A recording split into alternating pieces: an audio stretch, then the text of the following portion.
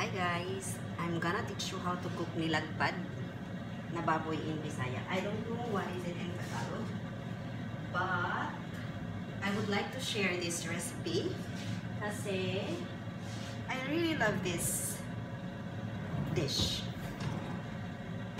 So, first is, ang mga ingredients is bawang, sibuyas, kamatis, at saka bell pepper.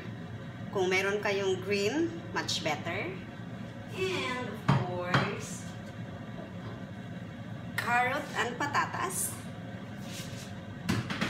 And the baboy, bakit siya nilagpad? Kasi hiniwa siya ng flat and sobrang nipis. Kaya siya tinawag din Bisaya na nilagpad. So, we will start. First is, you need to gisa the bawang. Yan.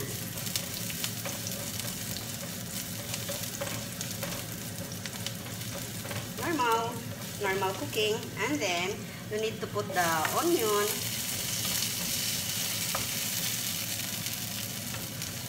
Yan. Next lang. I don't know if meron to sa Tagalog, but we are calling it nilagpad in Bisaya. So, hindi ko din alam kung anong tawag nito sa Tagalog. I don't know if I encountered in Manila ganitong style ng pag-cooking. So, I would like to share this. I don't know. Nilagpad. So, we call it nilagpad. It's very famous in Bisaya, actually. Especially fiesta. So, ito talaga yung mostly niluluto sa amin.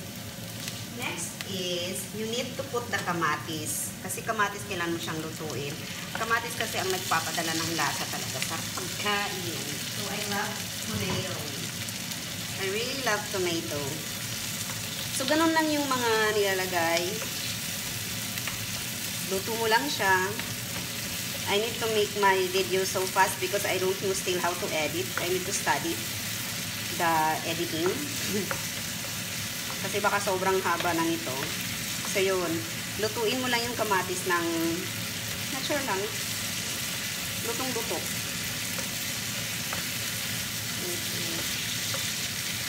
And then, you need to put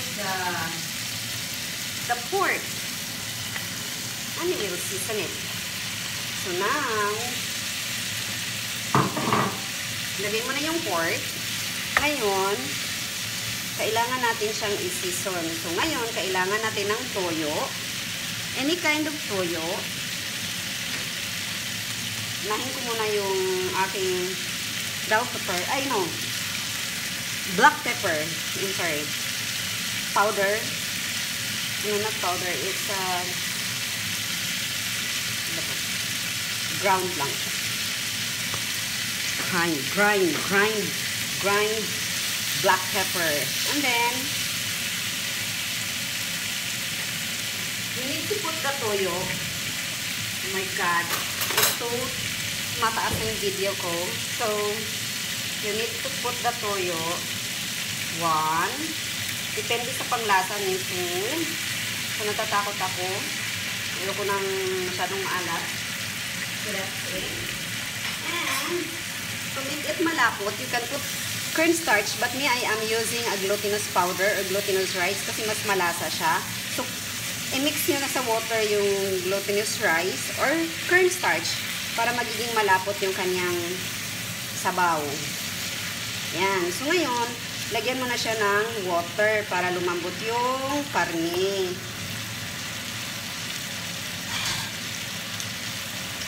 Kunti lang yung water kasi gagawa pa ako ng glutinous rice na pangpa lapot ko nito. Up. Yan. I'm sorry.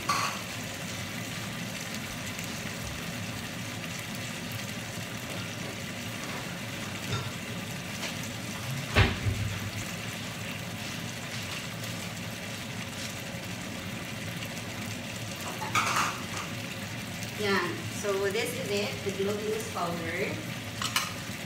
Yan. Kailangan mo siyang iganyan. Ito yung pampalapot para mag-sticky yung sabaw.